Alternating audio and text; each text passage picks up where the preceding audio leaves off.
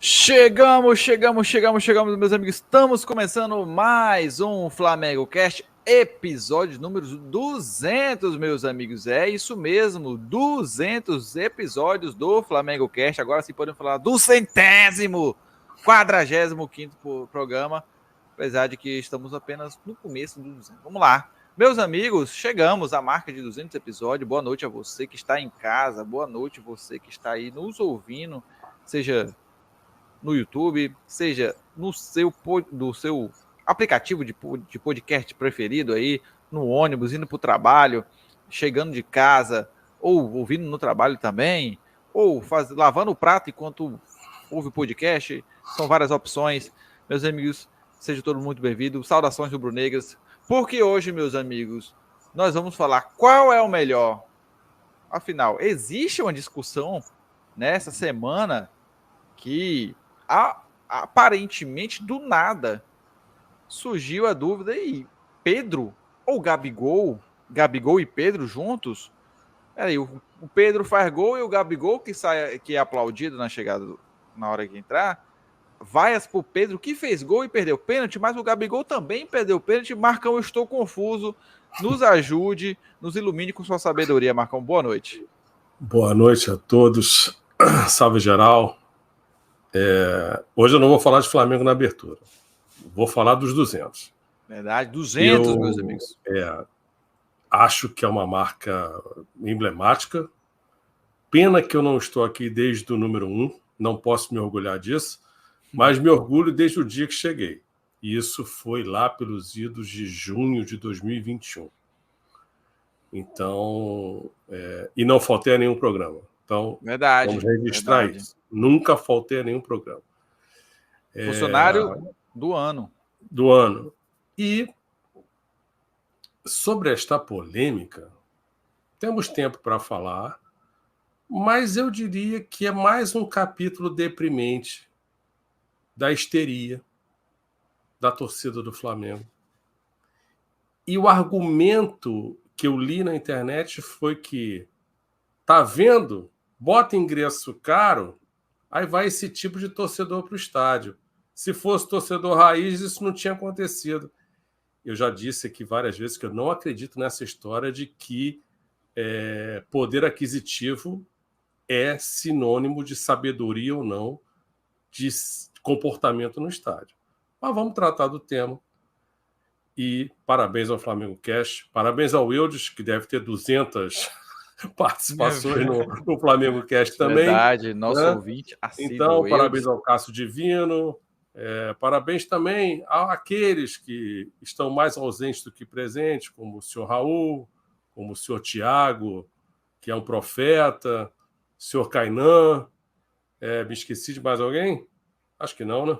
Não, acho que é esse mesmo. Então, boa noite, Cássio Divino. Seja muito bem-vindo à 200ª edição dessa bagaça.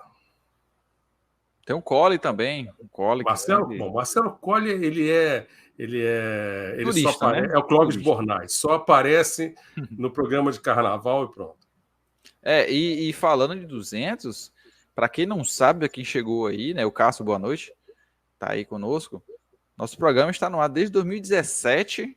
Nós não temos todas as edições do podcast em podcast, né? No formato podcast, mas estamos no podcast desde 2017. Nós somos o podcast mais antigo em atividade, tá? Temos alguns outros podcasters aí também, né? Famosos também, que é conhecido pela galera. Porém, o podcast mais antigo em atividade, ou seja, ainda que no formato podcast, é o Flamengo Cast. Né? Nós temos a marca de 200 aí.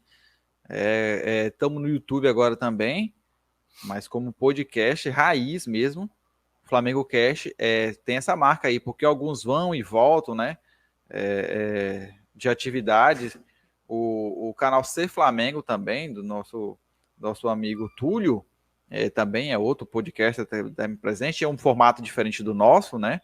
Mas também temos outros aí também, que eu esqueci agora de cabeça, mas temos outra galera que sempre quer da podosfera, vamos dizer assim, mas alguns abandonaram o formato podcast, mas nós mantivemos aí gostamos, eu particularmente gosto desse formato, podcast mesmo, né?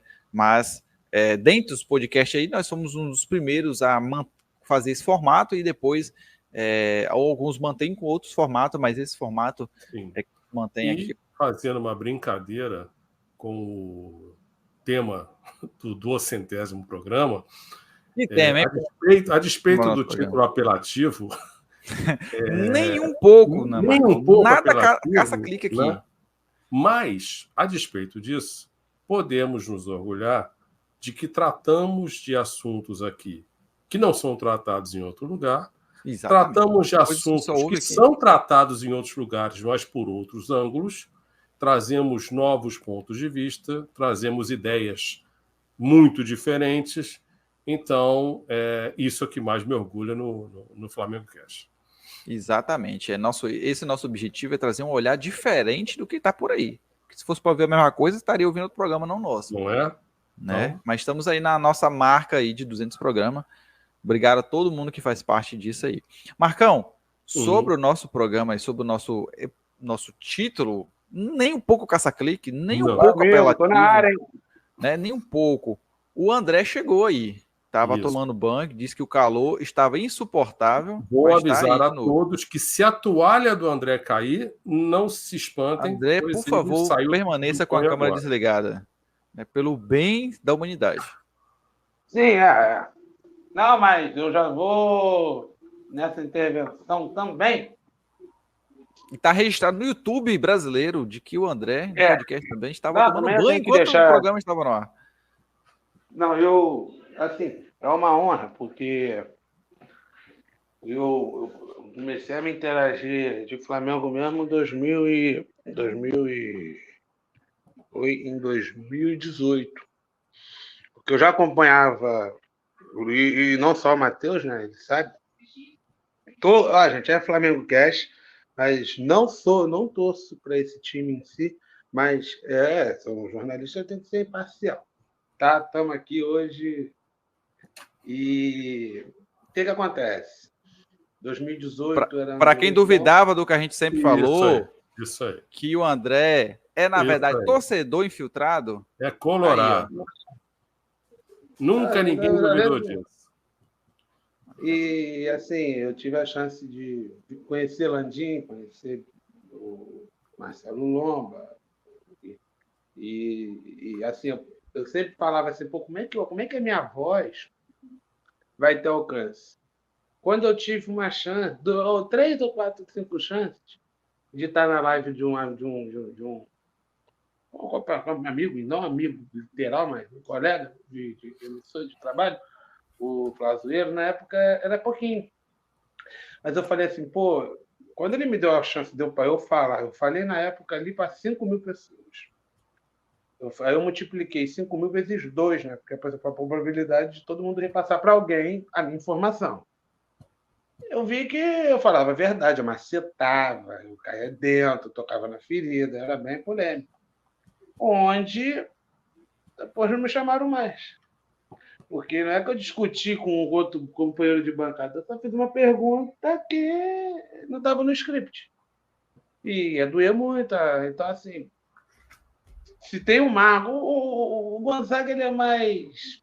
O Gonzaga é tipo um Everton Ribeiro. Tá tranquilo, não tem aquele espírito de liderança. Já estou com medo, Matheus. Não é polêmico. O Marcos, ele está se referindo na minha calvície? É isso que ele está dizendo? Não gostei da sua referência. Estou me referindo. O Marcos é muito enfático e cobra muito. Então, muita gente vai ficar magoado com as verdades como que o Marcos detona aqui. Eu não passo pano, sou mais favelado, falo mesmo. E o Matheus é apaziguador. Então, esses 3 pilares envolvidos numa live sempre vai dar certo, porque eu não vou discutir com o Marcos, porque ele fala a verdade. Em contrapartida, o Matheus ameniza quando o Marcos fica furioso com as coisas. Então, o Matheus ele transmite de uma forma mais light a raiva do Marcos. Eu só fico rindo. E botando sal, jogando sal na minha ferida. Tempero. Mas, assim, são 200 lives, não é fácil, porque são 200 edições, são 200 vezes de tentativa de erro. 200 pra tá fazendo podcasts. acontecer. 200 podcasts. É, Na então- verdade, são 201, porque a gente começou a contar do zero, né? Que era o nosso Se a piloto. gente tivesse. O nosso Eu programa acho que piloto. se dessem agora, se dessem. Se pegasse um canal de alguém com 1 milhão e colocasse nós três, eu não sei se a gente ia ser odiado, ou o Marcos ia ser visto como mito ou lunático. Porque, Acho que seria a vamos segunda supor, opção, André. acho que 10 pessoas, se 10 mil pessoas pararem para escutar o Marcos, eu acho que vai ser 1.000 comentários, desses 1.000 comentários, 600. Ah, esse cara tá maluco. Não, ele não está Mas isso eu Flamengo, já não. estou Ele vai ser. acostumado. Isso foi a vida inteira É, assim. Então, ainda vou mas falar vamos que lá. ele não é torcedor. Chega de O dia que ele. confete É, e hoje é vamos confete. para o, E fala a para o que temática, vamos interessa. botar a temática em pauta e essa homenagem aí. Agora, Pedro Gabigol, pô, Gabigol, um Tite, desde aquela época da seleção eu sempre falei. Castigo vem a cavalo. Até que demorou, mas veio. Só em ver Gabigol no banco já é uma glória, coisa que eu não vi assim. Não. Isso aí. O nosso tema, você, cara amigo, que veio o nosso programa pelo clickbait que eu botei na thumbnail, dessa semana, né? A gente teve o majestoso jogo de Flamengo e Boa Vista, né? Se você está assistindo ainda esse programa em sua. Assim que está saindo aqui, nós temos aqui, meu irmão, o Pedro que fez um gol no jogo, né? Perdeu mais uma vez um pênalti, né? Isso precisa ser dito, apesar de que não é só o Pedro que tem perdido o pênalti no Flamengo, o próprio Gabigol perdeu. Então a gente tem chegamos à conclusão: o Flamengo precisa aprender a bater pênalti, né? E as competições já começaram e o Flamengo já começou a perder pênalti em pênalti assim em jogos completamente despretensiosos, né? Você sabe que disseram que o pênalti perdido na terça, como não teve influência no resultado, dá para tolerar. Salve, Eudes. Seja muito bem-vindo.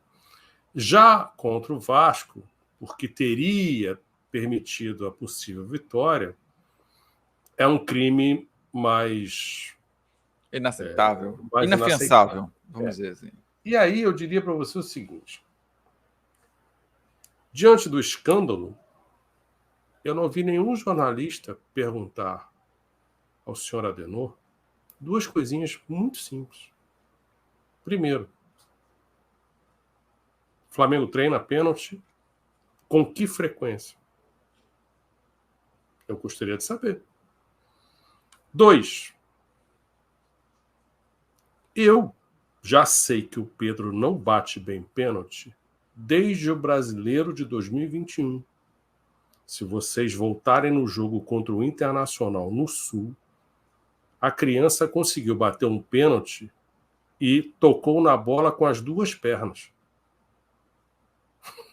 E o pênalti, a bola entrou, mas o gol foi invalidado porque ele cometeu um erro contra a regra do jogo. Tocou na bola com as duas pernas. Então, a segunda pergunta que cabe é: o Adenor, quem é um insano que permite e que autoriza o senhor Pedro a bater pênalti? Eu sei quem é. É ele mesmo, Adenor. E aí tem outra, Marcão. Você tem no elenco, né? Lá, Arrascaeta, Cebolinha, que batem bem. Se no momento tinha De La Cruz, eu acho que estava em De La campo. Cruz estava em campo. Davi Luiz estava em campo. Davi Luiz, que é batedor também. Não é? Né? Então, não era a única opção ali. Você tinha também outros que poderiam. Acho que Beijinho também, se eu não me engano, deve ser. Imagino que ele seja batedor também. Naquele momento, o Vinha ainda não. O Vinha não estava, acho que não estava em campo ainda não. Tá. Não estava em campo ainda não. Mas assim, o Arrasta já perdeu tantos pênaltis quanto o Gabriel e Pedro? na sua história pelo Flamengo? Acho que Não não. tem, não sei os números. Mas, curiosamente, o que eu ouvi esta semana pós-jogo foi que porque o Flamengo agora, que tinha o maior batedor de pênaltis da galáxia, agora não tem mais ninguém para bater. E eu não me lembro do Arrasta perder tanto pênalti assim, para a gente dizer, não, esse rapaz não sabe bater pênalti. Isso, é. Né? Então, agora sim, contra o Vasco, né? Ficou aquela polêmica, porque o goleiro tinha se movimentado 1 centímetro a mais, o que para mim é tipo assim, o goleiro se adiantar é uma coisa. O goleiro não pode tirar o pé da linha, para mim já é que nem essa nova regra agora, que o goleiro não pode mexer, o goleiro não pode fazer nada, daqui a pouco ele vai virar um boneco de posto parado lá, só se movimentando os braços. Então só de ter criado essa polêmica, para tentar justificar, o Flamengo foi roubado. Falando, pelo amor de Deus, gente. Pelo amor de Deus. Vocês estão dando atenção a um lance que o goleiro perdeu o pênalti, né? O goleiro pegou. E ao invés de estar criticando ou questionando, por que o Flamengo não jogou nada? Por que a gente está perdendo pênalti atrás de pênalti? Né? Aí, não, o problema é que o Gabigol não tá bom de fase. Tem que ser o Pedro. O Pedro perde dois pênaltis seguidos. Mas já perdeu o ano passado. Já perdeu em 2022. Então, assim, agora a questão é, futebol evoluiu. Hoje os goleiros estão pegando muito mais pênaltis do que pegavam antes. Sim, estatística, né? Hoje a informação está aí para todo mundo. Então você tem que treinar. No meu mundo, já que os goleiros têm informação, já que os goleiros estão pegando mais pênalti, é necessário que os batedores treinem também evoluam, né? mais ainda, né? Esta semana, infelizmente, um grandíssimo jogador partiu, mudou de CEP, que foi o Andreas Bremer, da Alemanha. Ele bate o pênalti que dá o título à Alemanha na Copa de 90. E aí, o cara que estava no gol era o Goicoechea, que tinha feito uma Copa do Mundo em que ele saiu catando pênalti de todo mundo. Foi com o Goicoechea, goleiro argentino, que eu aprendi essa teoria. Pênalti indefensável, não adianta você ir que você não vai pegar. Então ele ficava parado esperando os pênaltis mal batidos. Foi o primeiro goleiro que eu vi na vida inverter o raciocínio. E por isso que ele pegava os pênaltis. Ele era horroroso como goleiro, mas era bom pegador de pênaltis. E aí eu li uma passagem de um jogo em que o Bremen ia bater um pênalti contra um cara com quem ele jogou junto. Então o cara sabia do jeito que ele batia. Sabe o que ele fez? Mudou a perna. Bateu com a outra perna, fez o gol, e quando acabou-se o jogo, o goleiro foi lá conversar com ele. Pô, você me quebrou. Você bateu com a outra perna. Ele falou, sim, eu fiz de propósito, porque eu sabia que você me conhecia. Olha o tamanho da inteligência do cidadão. Ele não era um Beckenbauer de habilidade, de técnica, mas ele era um jogadoraço. Jogava pela lateral esquerda, parecia muito o Breitner, só que alguns patamares abaixo do Breitner. Então, assim, é bonito quando você vê um jogador de futebol que traz um raciocínio, algo diferente para o futebol. A mesma coisa eu me lembro quando eu vi a explicação do Pelé, por que ele, de costas para o gol, virava batendo e fazia o gol. O Pelé deu a resposta, simples, porque quando eu estou de costas para o gol, eu estou olhando para o meu gol, então eu sei onde eu estou. Imagina onde está o goleiro e viro batendo. No dia em que ele falou isso, eu pensei assim, caramba, acho que eu nunca pensaria isso sozinho. Mas isso é o cara que pensa muito mais rápido, muito além do que nós, seres humanos comuns. Então, assim, para mim, a receita é simples, tem que bater mais pênalti. Todo mundo bate pênalti. Toda semana tem que bater pênalti. Tá bom. Eu vi esses dias nas redes sociais uma análise que um rapaz estava fazendo sobre como analisar qual lado o jogador vai bater a partir do posicionamento da postura do pé dele. Da mecânica. Então existe tem todo um critério. Assim, não é nem assim critério, literal. Tem umas prosas, são prosas criadas por mim, autoria minha. Só tropeça quem... Ó, gravem isso, gente. Só tropeça quem anda, só morre quem está vivo. Só paga IPVA quem tem carro. Só fica em pé quem não está sentado, o óbvio do óbvio. Só erra quem tenta, só sofre quem se permite. Mas você Então, concorda, André, que essa história de que só erra quem tenta não, é uma tentativa de Magno, não concordo. Eu acho desculpabilizar que, cara, quem errou? o que acontece? A gente tem que também ter um contraponto e procurar ainda, eu estou procurando aqui o controle. A gente tem que tentar, de uma forma, procurar a seguinte coisa. Em 2019, tinha todo um staff. Obviamente, esse staff tinha seus respectivos setores e funcionalidades. Todos os jogadores que foram no podcast estavam falando do Mister e eu estava tirando a conclusão, que eu parava para ouvir, que tudo era verdade. Por quê? Eram linhas narrativas que os mesmos jogadores contavam, cada um com a sua particularidade, individualidade que era conversada com o técnico. E, tipo assim, a gente está com um técnico que, ao mesmo tempo, se ele vir com o pé na porta,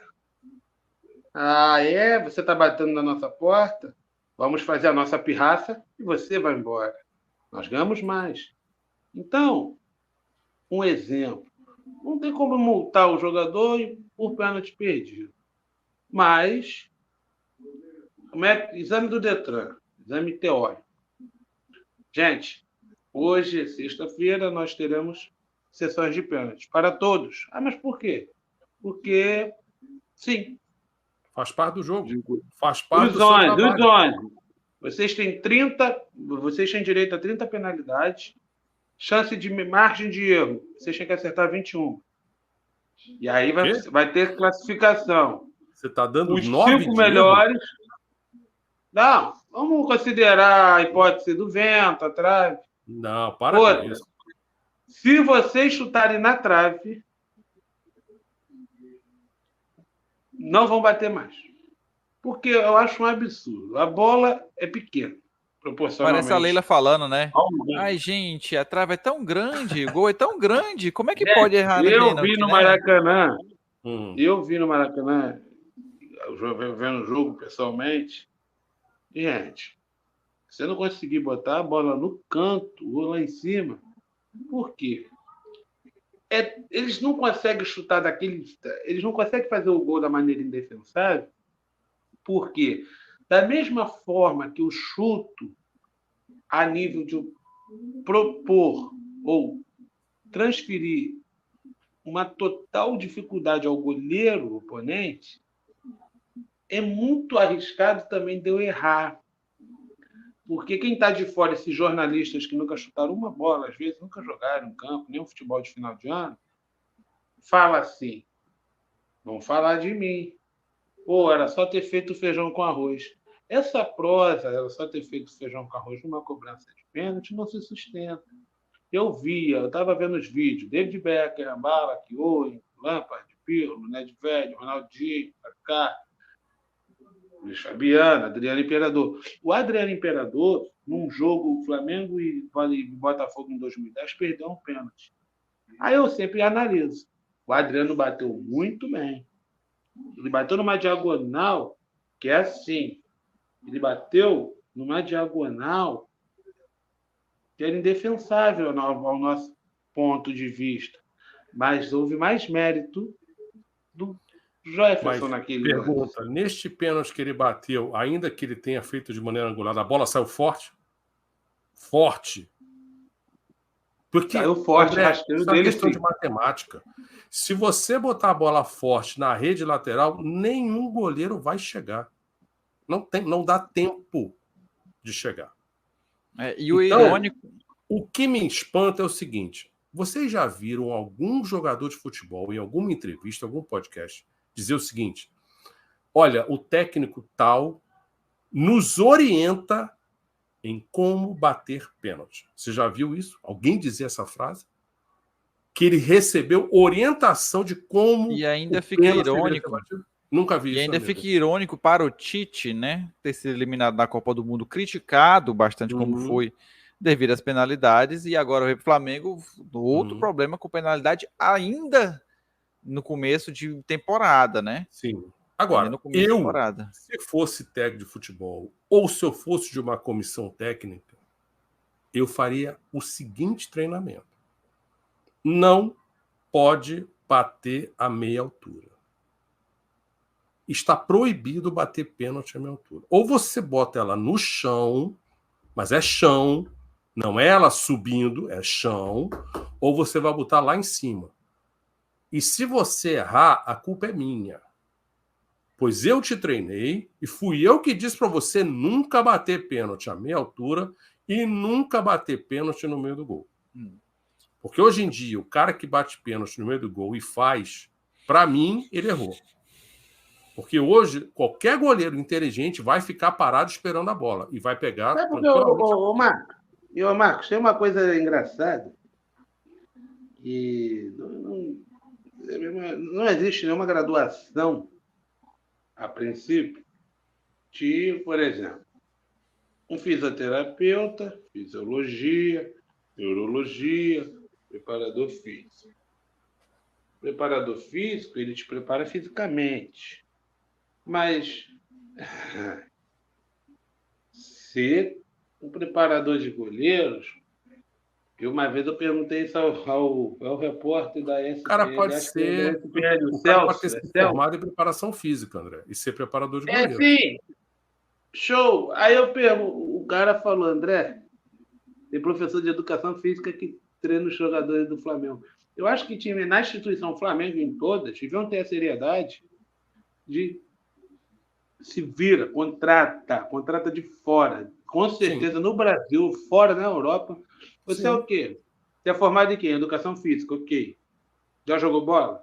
Eu quero que contrate alguém que foi um futebolista, goleiro, federado. Ah, mas por quê? E tem a faculdade em educação física, para poder cobrar das duas formas. Uma categoria e numa faculdade de preferência federal. São mais de 27 universidades federais no Brasil. O Flamengo tinha que ter uma consultoria que achasse, isso quando quem procura acha, um goleiro com graduação em educação física numa faculdade federal e que é preparador físico. Aí seria aceitável a cobrança tal. Agora, o Flamengo tem a proeza de contratar um técnico, ter a displicência de contratá-lo lá para setembro e ele vir só com 2 pessoas. Ele e o filho. O que eu vou botar? Por quê? Não, mas veio o filho, veio o Cleiton, veio o César, veio o analista de desempenho. Veio o staff dele de quanto? Com quantos componentes? Eu acho que ele veio com 5. Eu devo estar me esquecendo de mais alguém. Agora sim, o cerne da questão, tem um agravante. Né, a gente já sabe que já tem o problema das penalidades, que o Flamengo vem perdendo com um jogador diferente, né? A gente falou, o problema é o Gabigol, se fosse o Pedro fazia, vai o Pedro perde 2 seguidos também, o Gabigol vem perdendo também constantemente. Aí o que acontece é o seguinte, agora existe uma discussão que veio do nada de que o Pedro ou o Gabigol, qual era melhor? Porque agora o Gabigol não tem jogado bem há muito tempo, e aí o Pedro, que fazendo o gol, sai do campo vaiado por ter perdido o pênalti. Sendo que a gente analisando que assim, na partida não foi somente isso, né? Na partida o Pedro perdeu vários gols e o Flamengo vem perdendo vários gols. Sim. Constantemente. Desde que Boa Vista. Por gente, o Flamengo perde gol, Matheus. Era o Boa Vista, mas o Flamengo perdeu, ganhou de 4-0. Mas quem assistiu o jogo viu que o problema era o Flamengo tá com a dificuldade de acertar o gol. Era o Boa Vista. Foi o primeiro jogo assim. Marcão, só para falar. Eu achei que foi um jogo mais intenso do Flamengo em termos físicos. Longe. Tá? Isso. Em termos físicos, foi realmente um dos mais interessantes. Durou, bem ou mal, os 2 tempos. Né? O Flamengo ainda manteve um ritmo aceitável no segundo tempo. Exatamente. Então, pela primeira vez, assim, no ano, tirando aquele jogo inicial que a gente comentou, né? O primeiro tempo contra o Audax. Isso. A gente viu uma diferença aí, então. Sim. De fato, aconteceu alguma coisa aí nesse meio termo. E agora, após isso, tem um deixa eu te fazer uma pergunta. O que vocês mais escutam desde terça-feira aqui? Como você pode discutir um centroavante que fez 8 gols em 8 jogos, certo? Vocês compram esse canto da sereia de como discutir um centroavante que fez 8 gols em 8 jogos? Porque eu não compro. Discutir e vou explicar por quê. Se ele merece titular ou não. Mas vamos lá. A alegação é de que como você pode contestar o centroavante que tem 8 gols em 8 jogos? Vamos pensar uma coisa? Esquece o 8º jogo, que foi do Boa Vista, certo? Então ele tinha 7 gols em 7 jogos. Confere? Agora volta um jogo antes, me diz quantos gols ele tinha. Foi o jogo que ele fez. 3, né? 3. Então, repare o seguinte. Ele chega a 1-1 no jogo imediatamente anterior, porque ele fez 3 num jogo só. O que eu estou querendo dizer com isso? Não venho tentar me enfiar a goela abaixo de que o Pedro está jogando muito bem todo o santo jogo e está marcando gol em todo o santo jogo. Não, Isto não é uma tá, falácia. Não tá. Isto é uma mentira. O Pedro e outra coisa. Diga. Não, pode ir lá. Não, assim, é uma mentira, porque o que acontece? Isso daí também é corriqueiro pra caramba. A gente, muitas das vezes, eu lembro, bom de memória, até que ilustrativa também, que 2017, 2018, olha uma coisa que eu fico aqui imaginando na minha cabeça. Contra o Cruzeiro, gente, o Flamengo é tão competente, meu Deus do céu, lembrar disso. 10 pênaltis. Por que eu falo 10 pênaltis? Porque 2 vezes que a gente foi eliminado pelo Cruzeiro, o senhor Muralha era jogador do Flamengo. Aí eu estou considerando os primeiros 5, que ele pulou no mesmo canto, e coincidentemente, acho que em 2018, o Flamengo foi também, empatou, perdeu mais 5 pênaltis em pró do seu Muralha. Mas aí também então, tipo você assim, esperar alguma coisa pênaltis diferente de que, tipo assim, não vejo muito para que a gente... Errado é quem contratou Muralha, errado é quem bota Muralha para jogar. A gente querer cavar essa cova aí, o nosso problema... A questão é que nós estamos lidando com o suposto melhor técnico do Brasil, a segunda comissão técnica mais cara do Brasil, e nós não estamos vendo nenhum avanço em relação à questão da cobrança de pênalti. Porque, para mim, além do treinamento contínuo, você precisa de lado psicológico forte. E a gente sabe que o Flamengo não tem psicólogo. O senhor Adenor chegou ao Flamengo e o Marcos Braz diz sempre, se o técnico pedir, a gente contrata. Adenor pediu um psicólogo? Não. Olha, eu acho que se... Não querem resolver o problema. Se tivesse uma regra, se a FIFA estabelecesse uma regra, baterá o pênalti aquele que tenha baterá o pênalti aquele que tenha o sofrido. Tá. Aí como acontece no basquete, por exemplo. Que aí seria algo que pelo menos os jogadores não iam carregar essa culpa, olha. Porque a gente tem que ver pela probabilidade. Talvez, André, a sua ideia seja muito boa no seguinte sentido: obrigaria a todos a cumprirem com a sua obrigação profissional, que é todo jogador de futebol tem que saber pênalti, saber bater pênalti e tem que treinar pênalti. Isso talvez tornaria essa exigência mais flagrante. Gostei da ideia.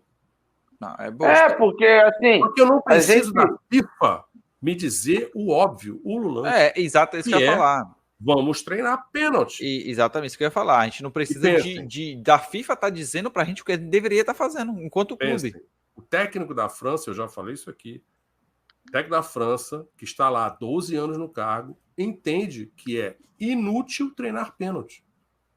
Porque ele diz que no treino você não consegue reproduzir o ambiente do jogo. Não tem pressão, não tem torcida. Então, para que treinar? E a França, das últimas 15 disputas de pênalti em todas as suas categorias, perdeu 13. E tem uma coisa, e outra coisa, tem uma coisa que assim, se eu tivesse numa televisão, eu ia falar isso, mas o dia que me derem um microfone, por isso que eu falo, o dia que eu salvar alguém.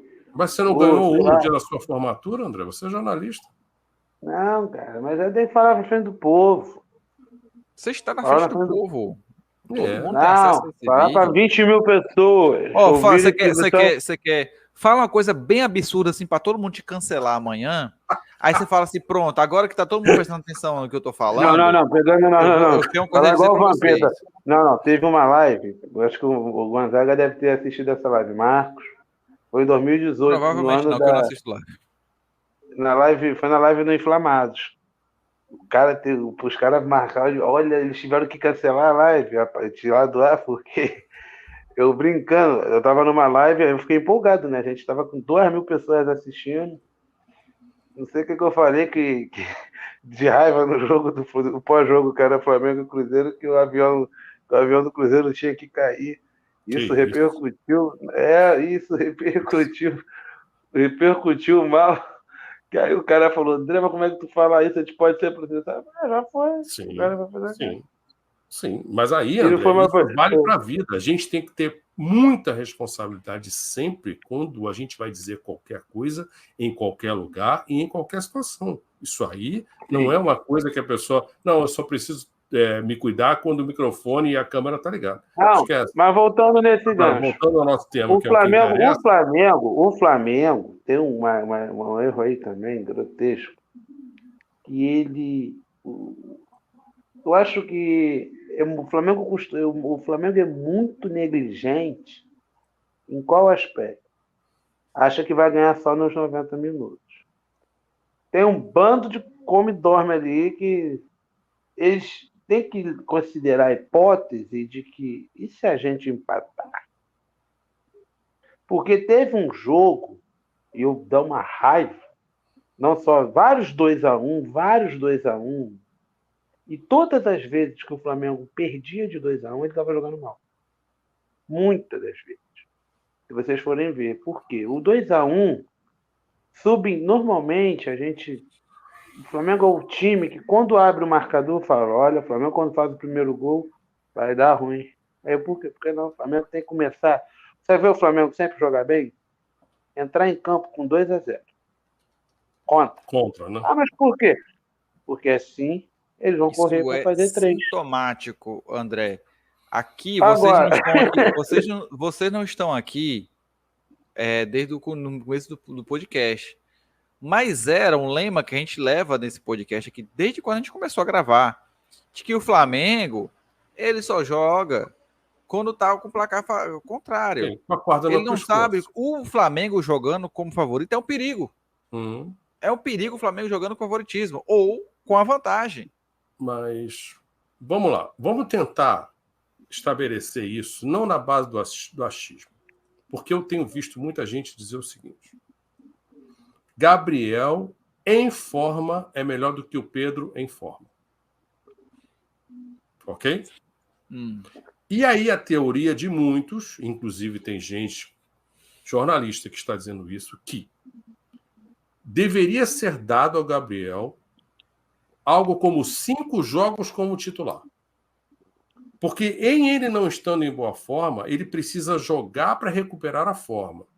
E aí ele vai recuperar a forma, e ele estando em melhor forma, ele é melhor do que o Pedro. Ainda tem um detalhe. Mas aí eu faço a seguinte pergunta. Quanto tempo precisa para ele entrar de forma? É o que eu gostaria que a gente tentasse dividir. Se ele fechar a boca e parar de ficar indo pro negócio de... Não, André, a questão não é essa. Há quanto tempo o Flamengo está fora de forma? Porque há quanto tempo ele não vem apresentando mas vamos lá. Futebol? Por que a gente não tenta aqui dividir em bifes escolher quesitos, como se fosse escola de samba, e vamos avaliar cada um, Pedro e Gabriel, mas sem patriotada, sem amores, sem paixões. Vamos ser pragmáticos. Então, assim, vamos pensar. Quem é mais habilidoso com a bola? Pedro ou Gabriel? Habilidoso, acho que o Pedro. O Eu Pedro, também acho que o Pedro em situações de aperto, ele se sai tem muito mais melhor. intimidade com a criança do que o Gabriel. Também concordo com você. Olha, assim, o Gabigol ele tem uma coisa que dá um ranço, que é oposto ao Pedro. Você está na personalidade. Teve Tá, um mas, jogo... mas aí, André, não queima etapa. Vamos dividir isso por bife. Do ponto de vista técnico, você acha o Pedro mais habilidoso ou menos habilidoso que o Gabriel? Só, qual dos dois? Pedro ou Gabigol? Gabigol. Não, Gabigol não é. Tá. Peraí. É Pedro. A nível agora Pedro. Então, a gente tem uma unanimidade que, na habilidade, né, como disse, muito bem disse o Matheus, na hora do tem que se virar nos 30, o Pedro tem mais recurso do que o Gabriel. Sim. Na hora de dar um passe, quem tem melhor índice de acerto de passe? Pedro ou Gabriel? Pedro. Não tem uma estatística, mas... O meu sentimento, sem olhar números, é que o Gabriel, embora erre uma barbaridade, ele consegue acertar mais passes do que o senhor Pedro. Até porque, se a gente parar para pensar, quando é que o Pedro dá um passe para alguém fazer gol? Até o Gabigol, se eu não me engano, foi já teve várias vezes, né? Assistência, número de assistência. Isso, aquela jogada clássica do Gabriel cortando para o meio, cruza para o Bruno Henrique entrar lá por trás e fazer o gol. Isso. Então, nesse ponto, eu tendo a entender que o Gabriel, tanto que muita gente, e eu obviamente discordo disso, achava e acha que o Gabriel pode jogar no meio de campo. Que ele tem qualidade para ser jogador de meio de campo, que para mim isso é uma ofensa ao futebol. Do ponto de vista tático, quem te dá mais alternativas para o seu time? Pedro ou Gabriel? Gabriel. Tático. Também acho que o Gabriel te dá. Ele joga mais fora da área. O Pedro é o centroavante clássico, o centroavante posicional, que fica lá esperando a bola para o último passe. Tanto que uma das coisas assim, o Pedro tem um pivô muito bom. Recebe a bola. Eu discordo de você. Eu não acho o pivô dele bom, não. Você não acha, não? Não. Não, porque para mim o pivô bom é o cara que recebe e não perde a bola. E o Pedro, por exemplo, Guerreiro perde a bola na hora de fazer o pivô. O Guerreiro era um pivô excelente. O Guerreiro já tinha mais, embora ele brigasse com a bola, mas ainda assim ele mais vezes guardava a bola com ele do que o Pedro guarda.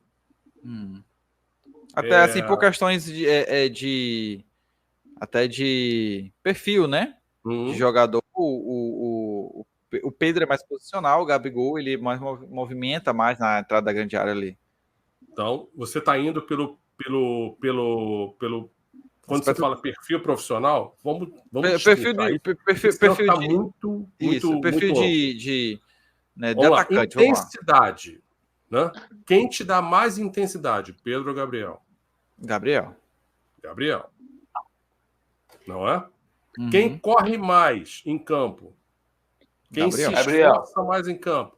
Gabriel. Mas assim, peraí. Você, é que eu falo. A gente, quando você vê o Gabigol, muitas das vezes, do meio para trás, quer dizer que está acontecendo a seguinte situação. Ele já está por aqui, cair em incompetência. Pontas, de seu Bruno Henrique, de uma péssima atuação ali em momento do Gerson, de seu... Sim, isso é fato. Era Everton Ribeiro. Então ele tinha que voltar. Sim, isso é um fato. E ele tinha que fazer esse feijão com arroz, que era básico. Era só o Gerson fazer aquilo. Ele não tem que ficar voltando. Mas... Agora, se você botar num quesito aí que tu não colocou, ou ainda deva colocar, não é nem maturidade. Vou botar uma palavra boa. Vai atribuir. Disciplina. Nós vamos chegar nisso.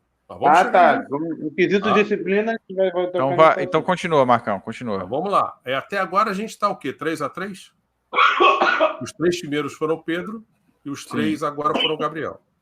Então vamos falar de disciplina em campo. Dá para comparar? Não. Oi, fala de novo. Disciplina em campo. Dá para comparar? Não dá. Disciplina, porque o Gabigol ganha longe, longe. Não dá nem para discutir um negócio desse. Eu tenho raiva do Gabigol, que ele foi expulso contra o Peñarol naquele jogo. Bom, certo. Vamos a outra. Comportamento dentro de campo.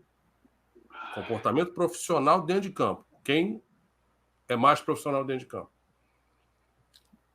Mas aí eu vou uma pergunta. Em que sentido de profissional? Respeito ao jogo, respeito aos colegas, respeito. Tá, aí o Pedro. Vamos pensar agora em fundamentos. Quem dos dois consegue chutar de fato com as 2 pernas? Aí eu não tenho. Olha, eu acho que o Pedro. Eu acho que ele tem mais recurso. Ele tem mais recurso. Não? O Gabigol, muitas das vezes, até mesmo nas transmissões, a gente via. E tava no pé ruim, e tava na perna errada. Teve agora, recentemente, agora teve um lance que não vou lembrar o jogo que. O jogo contra o Volta Redonda. Que cara a cara com gol, ele perdeu porque aí, ele tava na perna boa dele. Outro fundamento básico de um centroavante. Cabeçada. Quem é melhor no quesito cabeçada? Aí o Pedro.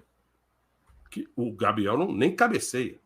Nem se apresenta para cabecear. O Renato Gaúcho, tanto que puxava, pegava no pé dele por causa disso. Sabe o que é uma pena, Marcos? Fora do campo. É uma pena. Fora do campo, quem tem, a priori, do que a gente vê, quem tem melhor comportamento para se preparar para ser um jogador profissional? Pedro. Tem mais algum critério? Finalização, a gente sentou? Finalização? Aí, quais critérios? Ponto de vista psicológico. Quem tem mais fortaleza psicológica? Pedro. Nisso eu vou achar que é o Gabriel.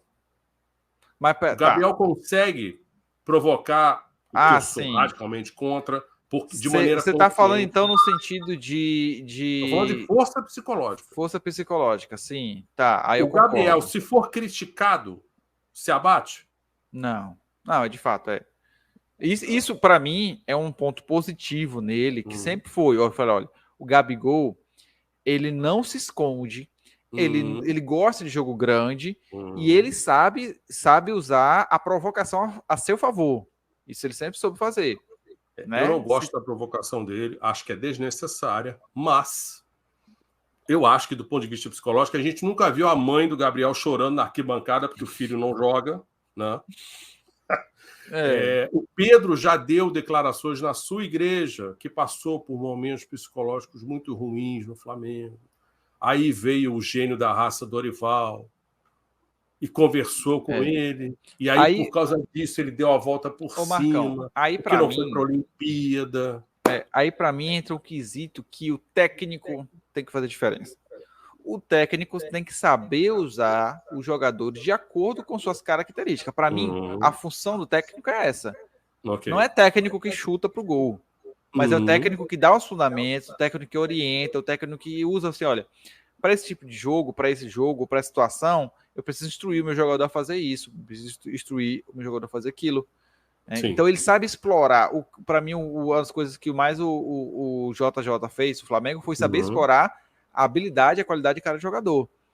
Então, a gente está nessa discussão de Pedro e Gabigol a essa altura do campeonato, porque a gente sabe que o Flamengo não tem uma característica que diga, olha, isso aqui é melhor o Gabigol, isso aqui é melhor o Pedro. Porque em termos de resultados... Não, o Flamengo tem uma característica. O Flamengo não tem uma característica. O Flamengo não tem uma pessoa com um olhar clínico e cirúrgico que faça isso. E também não procura sequer atentar. O Flamengo nunca procurou. Sim. Assim, quem mais a gente pode dizer que teve esse período foi com o JJ. Sim. Peraí, com todo respeito. Cara, eu acho que é uma puta de uma irresponsabilidade. Zagueiro Juan. Por isso que eu falo, não adianta você só ter status, título. Marcão, já Vai, prepara rapidinho. aqueles dados que você trouxe pra gente aqui. Sim. Enquanto o André fala. Vai lá, André. O Juan, zagueiro Juan. O que o zagueiro Juan é? O zagueiro Juan era Lento. o... Não, O não, Juan não. A tomava nível de... drible Não, não. de Euler no Não, Maracanã. não. Peraí, Marcos. Né? Tô perguntando o que Vamos o zagueiro... Não, vamos falar a verdade. Não, deixa eu te explicar. O que Vem o me dizer zagueiro que ele era Juan craque, era no Flamengo. craque Não, no como jogador. Não, peraí, Marcos. Tá bom. Como... Como O Juan dirigente, como a função de trabalho. como A função dele de gerente. trabalho lá era gerente. Esse cara não via. Peraí. Joguei Copa do Mundo, capitão. Porra, será que ele não dava um papo naquela zaga contra os bizonha? Pô, cara, zaga dessa forma aqui. Pô, chefe, faz o que eu tô falando. E ponto. Ele não tem. Eu tenho certeza que esses caras não têm essa porra dessa personalidade. André, Igual o Pedro. O Pedro, uma vez, não sei que o. Apareceu até na transmissão. O São Paulo ele deu uma bronca no Pedro. Falou que ele precisava. De algum nível de ser mais malandro, de ser mais desleal, bater também. Ele ficou putinho e foi fazer queixa. Eu sou cristão. Isso não é justo. Vai a merda. Mas olha, hoje, Eric Faria disse que Fabinho Soldado e Juan são excelentes profissionais e que foram injustiçados no Flamengo. Qual era aquele técnico, Marcos? Qual é o nome daquele técnico bigodudo, Mário Jorge, que faleceu no avião da Chape, não é ele o nome dele? Não é Mário Jorge? O avião caiu. O avião, ele virou até Mário comentarista. Mário Sérgio Pontes de Paiva, cracaço de bola. Irmão, precisava de um cara daquele ali, Gabigol. Pô, irmão, tá sacanagem com a porra da minha cara. Mas, por isso que eu falo, o Eric Flamengo disse que a prova que eles são profissionais competentes, que o Corinthians contratou e que a seleção brasileira levou o Juan. Tá bom. Então, vamos acreditar. a seleção Quem quiser acreditar no Eric Faria, acredita. Agora, na Europa, quem fez menos entre Gabriel e Pedro? Quem foi o menos pior? Né? Exatamente. Quem? Pedro, né? Pedro não ganhou a bola de chumbo na Europa, por exemplo. Pô, mas ali os dois foi bunda. Bunda! Mas assim, você tem o menos 28 graus, um frio para diabo, e menos 15 graus. É frio também. Mas menos 28 é mais frio que menos 15. É um frio ruim. Mas o Pedro não ganhou bola de chumbo. Agora, óbvio que a tua análise, Marcos, mas é óbvio que a sua análise ela deve estar baseada no menos pior. No menos pior, aí vai ter que ter um vencedor e um perdedor. Eu só dei um quesito. Mas no não, sim, no menos pior, vamos supor, o Pedro nesse quesito ele é menos pior, mas bom, mas agora no vamos todo, fazer o seguinte: alguém tem mais algum quesito? Não. Alguém pensou em mais algum? Vamos fechar esse bloco. Matheus, os dois tinindo, pintados a ouro. Qual dos dois você quer no seu time na pelada? Quem você escolhe primeiro, na pelada? Os dois tinindo. Isso. Cara, desculpa, Marcão, mas eu vou de Gabigol. Não, beleza. Por quê? André, você. Vai lá, não faz o seu, vai. André, você. Quem dois, você escolhe para o seu time? Eu pego... Pô, sabe, num todo, eu vou ficar puto pra cacete. Um outro, André. Mas deixa eu justificar, né, cara? Seco. Não, pelo eu não expliquei, não. Outro, vai. Tá bom. Não, mas, Matheus, por isso que muitas das vezes o seu voto é um voto, muitas das vezes, duvidoso. Porque você não justifica. Voto não é duvidoso, não. Você não justifica. Então, eu posso achar que você está votando só para... O professor não pediu justifique sua resposta. O professor não pediu justifique sua resposta. Quando ele fala assim, tudo bem. Explique mas o seu voto. Aí eu falo. Por exemplo, o Marcos... Sabe que você não falou sua resposta ainda. Ele está enrolando. Você está enrolando. Então vou falar. Por mais que me doa, vai ser o voto do menos pior, Gabriel. Mas por quê? Porque ele ainda conseguiu ter um pouco da sinergia que a torcida passa. Deixa eu ver o que o Marcão vai falar. A resposta. Aí o vou dar Marcão, minha todo mundo. opinião. O Marcão não agora. fico com nenhum dos dois. Não, Marcão, No meu mas time também da não vale. pelada, eu não pego nenhum dos dois. Não, Marcão, aí também não vale. Marcos, peraí, se vocês querem me obrigar a espremer essa espinha... Não, você falou que era um ou outro, os dois. Beleza, eu fico com o Pedro. Eu fico com o Pedro. Agora, irmão, por que eu... eu não quero o Gabriel Barbosa. Pô, não tem opção sem ninguém, não? Supermercado. Não, pronto. Agora, entre a opção na pelada, entre o Gabigol e o Pedro, por que eu ficaria com o Gabigol? Identificação. Para mim, ele é um cara que, para o esporte ali, para o futebol, para o momento do jogo, eu acho ele muito mais... Eu acho o Pedro assim... Isso me dói. O Pedro me incomoda um pouco. O Pedro me incomoda um pouco, porque ele é muito frio, às vezes, muito sem energia. Então, ele passa aquele sentimento de que ele não está se importando muito com o jogo, se está ganhando ou não. O Gabriel se importa com o Flamengo. Você acredita nisso, Matheus? O Marcão não é se importar ou não com o Flamengo. Não é se importar ou não com o Flamengo. Naquele momento ali, ele está entregando tudo que ele tem para entregar. Tá. Então, ele está com o corpo e alma naquilo. Quando ele sai do jogo que perde o pênalti para o Vasco, ele dá uma declaração, mas beleza, a temporada é longa. Não, então, aí você for falar assim... Quantas vezes ele já deixou claro que ele não tem respeito pela instituição do Flamengo? Não, isso mas é o que eu estou falando. Como é que pode existir essa identificação toda, Matheus? Mas aí você falou tinindo, Marcão. Porque eu falo assim, meu irmão, você fez dois gols, resolveu o jogo hoje. Entendeu? Mas aí, é o que eu tô falando. Você falou quem você escolheria para pelada. Casca e tudo. Se o Gabriel fizer 2 gols, você aceita o Gabriel com casca e tudo? Se ele chegar para mim e resolver 2 gols todo jogo, eu falo assim, meu irmão, 2 gols todo jogo e vai fazer sua cestinha? Eu não. Porque para mim a instituição está acima, valores morais estão acima, entendeu? Mas é que você me falou que eram os dois tinindo.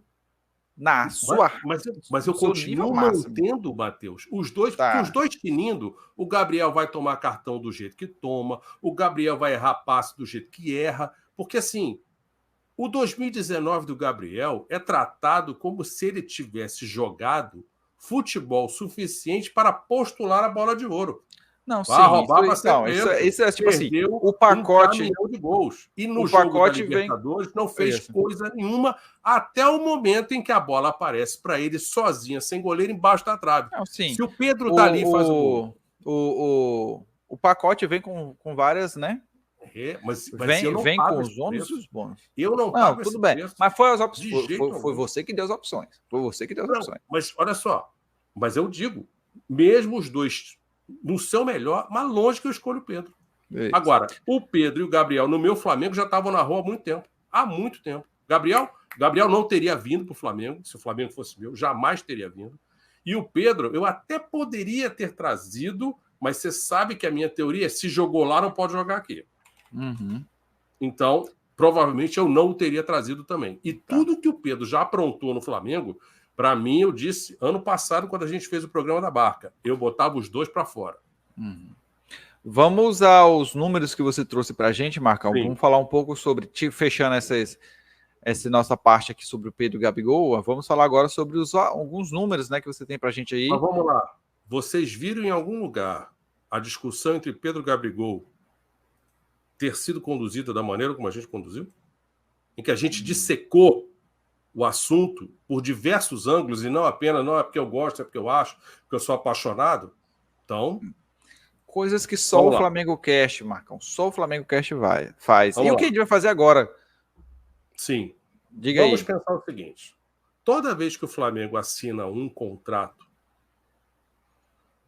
a mídia, e aí a torcida fica repetindo essa jossa, fala de contrato milionário. Muito bem. Um contrato milionário, você só deveria usar essa terminologia quando, por exemplo, Matheus recebe anualmente 700 mil reais de remuneração pelos serviços dele. E aí Matheus faz um novo contrato e, enfim, chega à casa do 1 milhão. Então, aí você pode dizer, com todos os S's e R's, Matheus assina um contrato milionário. Na situação do Flamengo, é ridículo dizer que Flamengo assina contrato milionário. Então, isso já é de uma pobreza, de espírito, de ideia, de escrita e tudo mais. Muito bem. É coisa que a gente sempre falou aqui, né, Marcão? Coisa que a gente sempre falou aqui, lembra? Que é essa questão de ficar exaltando os valores, nossa premiação de 70 milhões. E eu sempre repito isso aqui: o poder da palavra é importante, é muito importante. Você tem que saber escolher as palavras certas para o momento certo. E aí, esta semana, estamos sendo bombardeados com o fato de que o Flamengo fechou um contrato milionário e recebe 330 milhões de reais. Já começa errado por aí. Primeiro, o Flamengo não recebeu 330 milhões em momento algum. Aí, como eu sou um cara curioso, para que a gente possa soltar fogos em relação a este novo contrato, você precisa compará-lo com alguma coisa. Então, eu fui atrás do contrato anterior para saber se realmente esse salto é tão espetacular assim. E aí nós temos o seguinte cenário. Primeiro, os clubes não tinham direito de negociar as placas. Quem detinha este direito era a Globo. Na negociação do contrato de televisão, em 2018, a Globo abre mão de ter esse controle e passa para os clubes. Isso foi parte da negociação. A Globo não estava bem das pernas, então foi uma forma de aumentar o contrato para os clubes sem desembolsar o dinheiro. Óbvio que ela perdeu esta receita, mas estava na conta dela. E aí o Flamengo, então, assina um contrato que já era milionário com a Sports Promotion. E o contrato previa o seguinte: 2019, 12 milhões de reais. 2020, 12,5 milhões de reais. 2021, 14 milhões. E 2022, era só o primeiro semestre, 9 milhões. Isso perfazia um total de 48 milhões para arredondar. Flamengo recebeu 48 milhões? Não. Pois esta empresa, quando chegou a dever ao Flamengo 15 milhões de reais, o Flamengo vai para a Justiça tentar receber esse dinheiro, mas a empresa faliu. E o Flamengo está na lista dos credores e até hoje não recebeu. Ok? Então, já vamos contar a história como ela foi. A partir do segundo semestre de 2022, o Flamengo passou a fazer. E o Flamengo recebeu 7 milhões no segundo semestre. Então, se a gente somar o que deveria ter recebido com o que recebeu, continuaria ali na casa dos 12, 13, 14, não ia mudar nada. Em 2023, o próprio Flamengo admite que, em função da invasão das bets, o Flamengo teve de faturamento 41 milhões de reais. Só que, diferentemente do contrato com a Sports Promotion, 41 é o teu bruto. Você tem que pagar todos os veículos de comunicação pelos custos que você teve. Então, o Flamengo não recebeu 41 na prática. O lucro do Flamengo nessa brincadeira, o líquido não foi 41. A gente não tem a informação de qual foi o líquido que o Flamengo ficou. Mas o Flamengo, entendendo que o mercado, em 2023, esteve inflacionado e que talvez o Flamengo não conseguisse repetir tal performance, o Flamengo, então, resolve olhar para o contrato que a tal da Brax ofereceu ao Flamengo com bons olhos, achando que pode ser um bom negócio. Então, vamos ao contrato da Brax. Neste ano, o Flamengo receberá 24 milhões de reais. Isso é uma espécie de luvas deste contrato.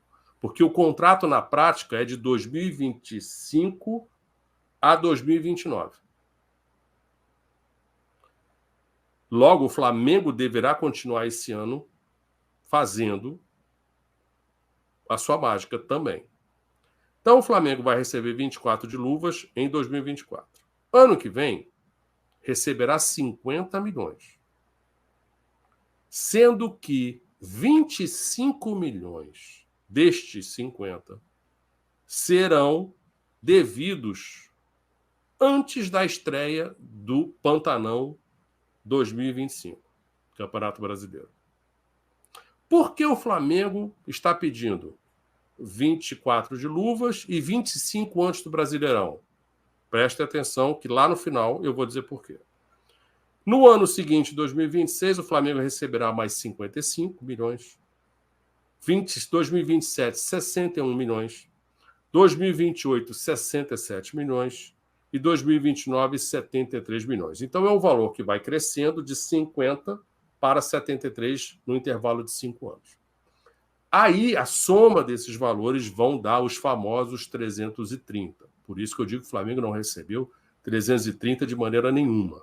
Ele apenas tem uma promessa de receber. É um contrato que poderá chegar ao valor... Você não vai registrar uma receita de 330 no ano de 2024. Não é dinheiro no caixa, como as pessoas... Flamengo mais rico, não sei o quê. Certo? Só para vender, como diz o Matheus, clickbait, né, e tudo mais. Muito bem. Aí vamos a uma coisa básica. Eu disse que a Sports Promotion faliu e que o Flamengo não viu a maior parte do dinheiro que tinha para receber. Se você tem uma empresa que em 5 anos se compromete a te pagar, e aí é líquido, é o Flamengo sem ter dor de cabeça, Flamengo recebendo 50 milhões de um ano, papapá. Então, uma empresa que te promete pagar 330 milhões em 5 anos tem o capital social da empresa é de 3 milhões de reais. Gostei do silêncio, gostei das sobrancelhas que se movimentaram, porque, assim, é muito estranho uma empresa que te promete 330, mas que só tem 3 milhões, e é uma empresa limitada, não é uma sociedade anônima. Se der ruim com este contrato, vai acontecer o quê com o Flamengo? Não terá recebido esse dinheiro todo, vai ter que ir para a justiça. Então, por que o Flamengo pediu 25 milhões de luvas esse ano e mais 25 milhões antes do Brasileirão do ano que vem? É a maneira como o Flamengo entende para se precaver caso o Abrax venha a descumprir com a agenda de pagamentos, com o contrato e tudo mais. Então, o Flamengo já acha que ter 50 num espaço curto de tempo é o suficiente para o risco que ele está correndo. E o Conselho Deliberativo do Flamengo aprovou, por larga maioria, esse contrato, mas, para mim, que milito em área financeira, não me cheira bem esta empresa só ter um capital de 3 milhões de reais. Isso, para mim, é deveras preocupante, porque uma empresa com 3 milhões de reais de capital, se vai ao mercado, ao banco, pedir um financiamento ou pedir um crédito a alguém, ninguém vai dar 330 milhões para uma empresa que só tem 3 milhões de capital social. Sem dúvida. Agora, na hora em que dão a notícia, todos os jornais falam disso como se o Flamengo estivesse fazendo o maior negócio da China, a coisa não é tratada com a seriedade que deveria ser tratada. E aí, de novo, estamos aqui tentando explicar para as pessoas como é a vida real, quais são os riscos. Tomara que o Flamengo receba esse dinheiro. Porque você imagine que esses caras, o quanto eles vão precisar faturar, porque eles não fizeram contrato só com o Flamengo, procede? Fizeram com o Corinthians também. Então, repare o Corinthians que não é uma boa referência para a gente, né? 90 milhões a menos, não é? Então vamos fazer uma conta besta. 330 do Flamengo. Não é boa referência para a gente, porque o Corinthians está vendo especialista em tomar calote, né? Então nós estamos falando de uma empresa que tem um capital social de 3 milhões de reais, mas que prometeu a 2 times pagar 540. É muito pior do que o Flamengo sozinho. Na Europa, na Inglaterra principalmente, alguns clubes grandes, como o Chelsea, como o Everton, fizeram contratos com empresas de apostas lá da Ásia e fizeram toda a propaganda, assinamos o contrato, você, torcedor do Chelsea, faça sua aposta aqui, porque o cara patrocina o Chelsea. E, de repente, você descobre que a empresa que estaria por trás, o endereço não existe, não se consegue achar o sócio, ninguém sabe quem é. E aí os clubes não vêm fazendo aquele alarde. Olha só, desculpa aí, mas aquele contrato que a gente assinou, a empresa era picareta. Não. Silêncio no rádio, ninguém fala nada. Porque na hora de falar vitória, é fácil. Contar derrota, ninguém conta. E vamos lá. Quando você recebe o impacto da notícia de 330 milhões, você pensa, caramba. Mas quando você começa a olhar que é 50 milhões por ano, 50 milhões por ano paga o De La Cruz, por exemplo? Não, né? Paga o Vinha. Então, será que é tão fantástico assim? E a Deloitte, eu estava vendo hoje, a Deloitte fez um ranking dos 30 maiores faturamentos do mundo, o Flamengo não está lá. O Flamengo é o 31º. É. E a gente fala disso todo o programa aqui, né, Marcão? De como falar assim, que bom que é finalmente uma receita que o Flamengo poderá receber, né? Não que vá receber, poderá receber. Coisa que não acontecia antigamente, né? Devido a esse formato de arrecadação. Sim. Mas a gente sabe que está léguas do ideal. Sim. Léguas do que a gente poderia.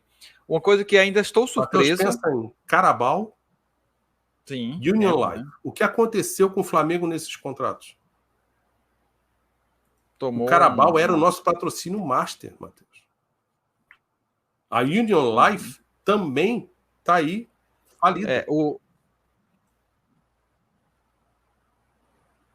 E aí, se a gente tivesse também um patrocínio master de uma empresa gigante, qual a chance de você tomar um toco, uma falência de uma empresa de um tamanho de uma Samsung, de uma Amazon, de uma Chevrolet?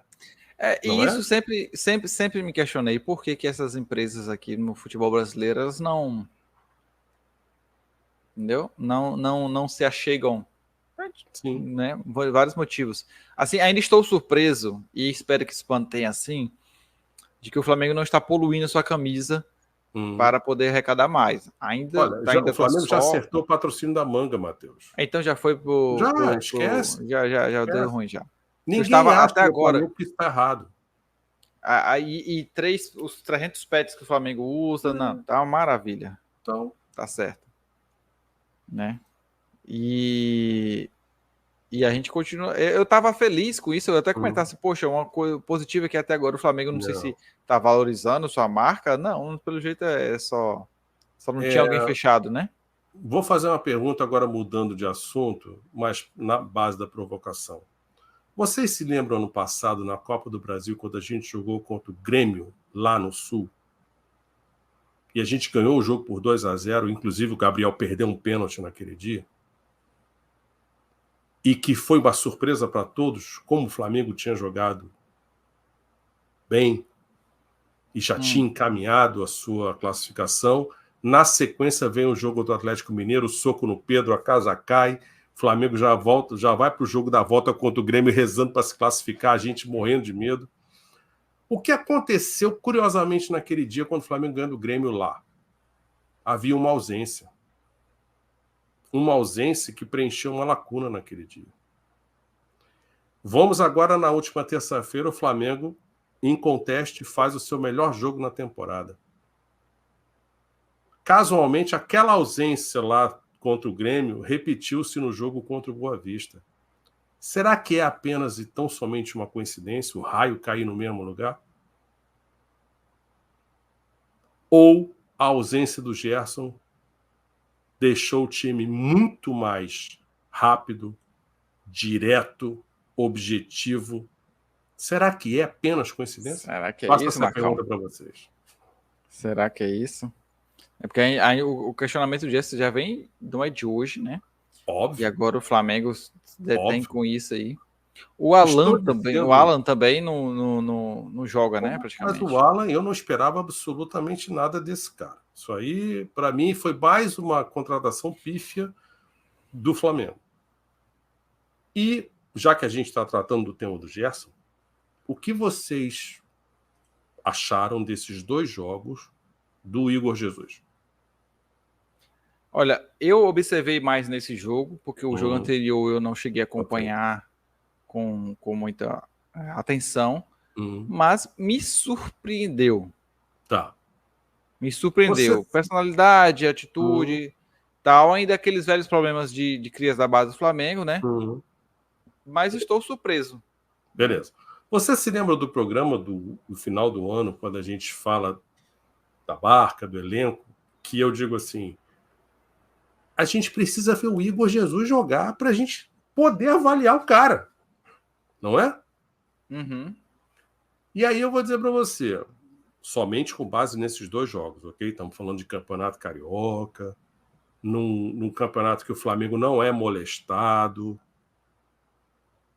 o Flamengo não é atacado, mas o que me transpareceu... É o carioca, né? Primeiro, ele é muito mais dinâmico do que outros que habitam o Flamengo. Ele, quando recebe a bola, ele não tem a característica de sair correndo carregando a bola. Ele recebeu e já toca para frente. Repara que muitas vezes ele toca para frente. Ele joga de cabeça em pé. Ele não chega trombando, fazendo falta como o primeiro recurso. E ele procura defender indo para frente, ou seja, levando o oponente para trás, que é uma coisa que eu insisto muito nisso. Zagueiro tem que defender, tirando o espaço do cara, obrigando o cara a recuar. Então eu fiquei me perguntando se a gente fizesse um meio de campo com Igor, se ele mantiver isso que está prenunciando, com Pulgar, com De La Cruz e com Arrascaeta, você não acha que esse meio de campo teria mais condição de ser criativo, de ser mais combativo, de ser menos vulnerável? Porque o De La Cruz jogou na posição dele, jogou muito bem, corre, marca, ele se mata em campo. Então, se você pudesse ter o Pulgar mais solto, porque o Pulgar, com todos os seus erros, ainda consegue meter uma bola mais vertical, então você podia ter o Igor, De La Cruz, Pulgar, arrasta livre, fazendo o que ele gosta, e aí você tem um dos 2 pontas. Eu botaria de preferência alguém na direita para deixar o corredor esquerdo mais livre para o nosso lateral Beijinho, que quando tem alguém na frente dele, ele não consegue jogar. Parece que ele precisa de espaço. É verdade. Para cavalgar, entendeu? É o jogador que não sabe fazer. Eu gostaria de ver esse meio de campo atuando, porque, sejamos honestos, eu faço uma pergunta a vocês. Vocês acham que a Tenor, num jogo grande, numa Libertadores, no Campeonato Brasileiro, vai entrar com meio de campo com Pulgar, Gerson, De La Cruz, Arrascaeta?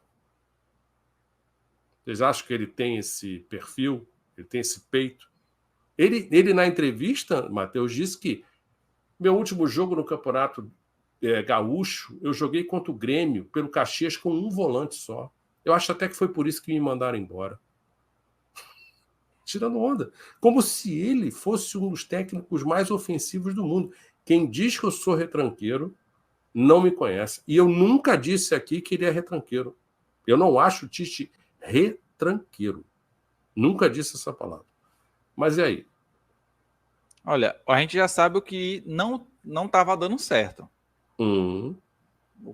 Os problemas que são antigos já. Então, não vejo por que até começo de temporada não testar e validar essa hipótese sua, sendo que até então se mostrou interessante, porque a gente já tem um parâmetro do que já vem antes. Sim. Já tem. Então, aí eu faço uma provocação, nos resta testar. Hoje, com base no que você viu até agora, você pode afirmar que o Flamengo está pronto para enfrentar a temporada que se inicia a partir de abril? Os jogos que realmente valem, os grandes, o Flamengo está pronto? Não.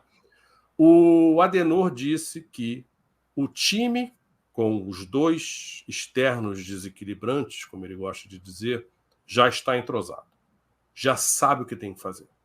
Então ele disse, não sou eu que estou dizendo, ele disse, o Flamengo já está entrosado. Então, admitamos que este esquema com os dois externos desequilibrantes, que são Everton, Cebola e Luiz Araújo, é o time que ele tem na cabeça, com o Pedro lá na frente.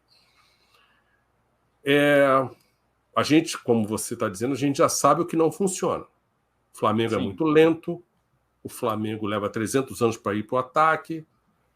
Então, aí admitamos que a gente viu o Flamengo fazer um jogo contra o Boa Vista. A gente poderia dizer, pelo menos, que para jogos pequenos, com times pequenos, o Flamengo estaria pronto? Bom, será que a gente pode dizer isso? Não vou aqui dizer que não. Também é time pequeno, né? Mas a gente não sabe que não é isso que vai importar no próxima sequência. Então, outra coisa que eu escutei na entrevista coletiva e que eu fico siderado, cara, como as pessoas que estão na entrevista coletiva escutam essas coisas e não... Opa, como é que é? Vamos tratar desse ponto aí. Perguntaram sobre a intensidade com que o Flamengo entrou em campo e como se comportou em campo. Kleber Xavier dá a seguinte frase. Olha só, nós avaliamos o Boa Vista e nós dissemos aos jogadores que o time do Boa Vista corria muito, que era muito físico. Então que a gente tinha que entrar em campo com aquela intensidade. E os jogadores nos ouviram e fizeram o que a gente pediu. Aí eu vou dar só uma passagem. Eu conto essa história para minha esposa, a Girafa. E ela me responde da seguinte forma. Ué, mas não é para fazer isso todo jogo? Então, olha o tamanho do absurdo que o cara disse. Porque eles viram que o Boa Vista corria muito, nós demos a instrução para os jogadores entrarem com aquela intensidade. E ninguém comentou, ninguém retrucou, ninguém perguntou. Passa no vazio um absurdo desses. É achar que todo mundo é idiota, cara, quando diz um negócio desse. Quando você resolve fazer o seu trabalho e por isso você tem que ser elogiado. Como se um taxista que te leva de um lugar A para o lugar B precisasse ser elogiado no final da corrida porque ele cumpriu o trabalho dele. É um negócio assim que me deixa abismado, cara, com a mediocridade com que se trata o futebol no Brasil. Pois é, e no Flamengo principalmente, né? Então, o que eu falo, por isso que eu acho que o Flamengo ainda não está pronto lá, mas começo de temporada, sim, isso aí é inquestionável. Mas, até agora, os únicos jogos que a gente demonstrou um pouco de alguma coisa foi contra time pequeno. Matheus, ambos. No seu mundo, quanto tempo um time pode se declarar em pré-temporada? A partir do momento que ele começou, voltou de férias, pré-temporada, um mês. Então você dá um mês. Então você concorda comigo que o Flamengo não está mais em pré-temporada? Pelo seu prisma. Desde que ele voltou, não. Não é? Eu vou dizer o seguinte, eu posso escutar essa ladainha, que eu não gosto, mas eu vou dar o seguinte, no mundo civilizado, você faz 1 mês e meio de preparação, os primeiros jogos você vai se arrastando, então 2 meses. Eu dou 2 meses. Eu fico calado, escutando, ouvindo. 2 meses. O Flamengo vai completar 2 meses que voltou a se exercitar, a treinar. Acho que o Flamengo voltou no dia 7, dia 8 de janeiro. Então, no início de março, eu terei esperado os 2 meses que eu posso suportar essa ladainha de pré-temporada. Entendeu? Então, você acha que o Flamengo, no domingo, fará um jogo tão diferente assim como os últimos jogos dos últimos anos têm sido em relação àquele time? Você tem uma expectativa diferente de que nós vamos fazer algo diferente contra aquele time? Eu já não tenho expectativa Principalmente contra o time das Laranjeiras, Marcos. Há muitos anos, não é de agora, não. Não é algo atual, não. E estatístico, tá? Se olhar, se a gente analisar, estatisticamente falando, no Flamengo contra o Fluminense, é um jogo meia boca. E outra, digo mais, ganha sempre quem joga menos. Estatisticamente falando, tá? Eu assim, venho procurando, né, pensar muito, Matheus, a despeito do meu sentimento pelo Adenor, e foi como eu disse na semana passada, se eu vou ao restaurante dele, eu tenho que aceitar que a comida foi ele quem idealizou, que ele botou a técnica dele, que ele botou o tempero dele, que ele botou o savoir-faire dele e me serviu. Na terça-feira, eu não posso ser cretino de dizer que me serviram um miojo. Não foi um miojo, aquele miojão do Adenor. Foi um macarrão mais elaborado. O Flamengo manteve um ritmo decente nos 2 tempos.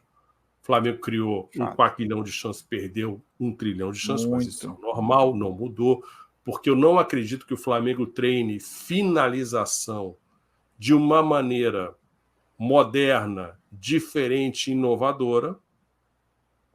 Não acredito nisso. Eu vi comentários de que o Luiz Araújo agora é o novo Cebolinha da história, que está jogando muito. E eu não consigo ver. Para mim, ele continua sendo apenas, e nunca vai deixar de ser apenas o tão simples e notório Luiz Araújo. É o que ele sabe fazer. O Cebolinha é o que ele sabe fazer, não adianta. Né? O que mais me deixou, vamos dizer assim, animado. Até que ficou animado? Foi ver que em o De La Cruz jogando no lugar que lhe é mais confortável, nós tivemos uma visualização de impressão. O que ele é capaz de fazer. Ele teve um índice de erro de passe menor neste jogo. Tanto que isso não me saltou aos olhos. E há uma esperança de que o Igor Jesus, porque na coletiva, de novo o senhor Cleiton Xavier e o senhor Adenor disseram que o que ele vem fazendo nos 2 jogos que jogou retrata tão somente aquilo que ele vem produzindo nos treinos. Se o cara está fazendo isso nos treinos, por que diabos ele só tem 2 jogos? Me causa perplexidade. Não é porque a gente tem que proteger o jovem. Cara, o Igor já está com 21 anos. O Igor não tem 16, 17, 18. Agora, nós estamos em meados de fevereiro e o senhor Matheus Gonçalves continua não tendo oportunidades. Isso me preocupa. Agora, com o Adenor, cara, eu já disse aqui, eu acho que a gente não vai perder 20 partidas no ano. Talvez a gente não perca partidas contra Maringá, contra Aucas. Mas eu não acredito que o Flamengo vai se transformar num time... Uma máquina. E aí, na pergunta que fizeram ao Adenor, e que ele começou a desfilar jogos e que ele ganhou de 8-0, 8-1, com 7-0 no primeiro tempo, que eu ganhei de 5 com o São Caetano em cima do Internacional.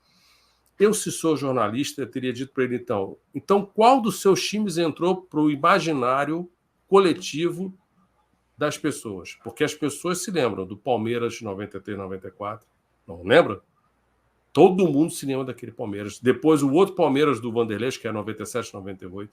As pessoas se lembram do Cruzeiro 2013. As pessoas se lembram do Flamengo, do Zico. Tem algum time do Adenor que entrou para o imaginário coletivo, Matheus?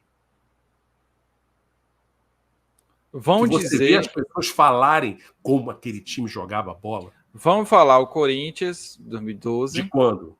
2012. Mas você vê as pessoas dizendo que o Corinthians jogava muito, que era bonito, que era lindo. Não, exatamente. Não, aquele Corinthians ganhou a Libertadores. Eu falo, vamos falar. Não foi. Não foi. aquele time do Corinthians, se você olhar os nomes, era... Lembra quando o Grêmio foi campeão da Copa da Libertadores, agora com o Renato, em 2017? Que era um festival de cata-cata de refúgio? Gente que não estava mais sendo aproveitado. O Corinthians foi a mesma coisa, um festival de segunda opção que apareceu no Corinthians.